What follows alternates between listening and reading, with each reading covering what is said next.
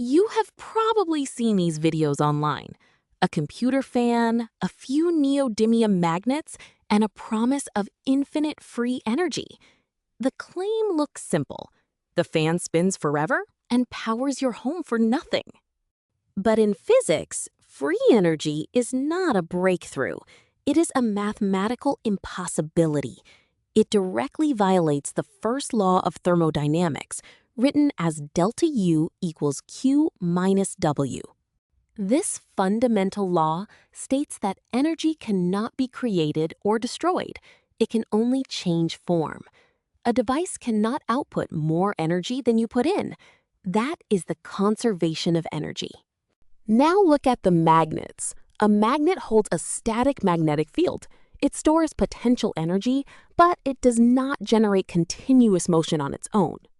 Without an external changing force, a static magnet can't perform mechanical work. Static field equals no work. The fan blades never receive a real push over time. To do real work, a magnetic field must change. In a motor, current in the coil flips the field again and again. That takes energy from a battery or the grid. So how do the viral videos actually work? The answer is not magic. It is simple deception. Look under the table. The tricks are always the same. Hidden batteries under the table, altered wiring inside the fan, or compressed air blown from off-camera to spin the blades. Energy in must always be less than or equal to energy out.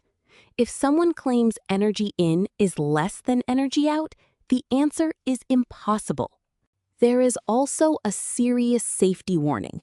Do not try these dangerous modifications at home. Neodymium magnets can crush fingers, and altered electronics can cause thermal runaway.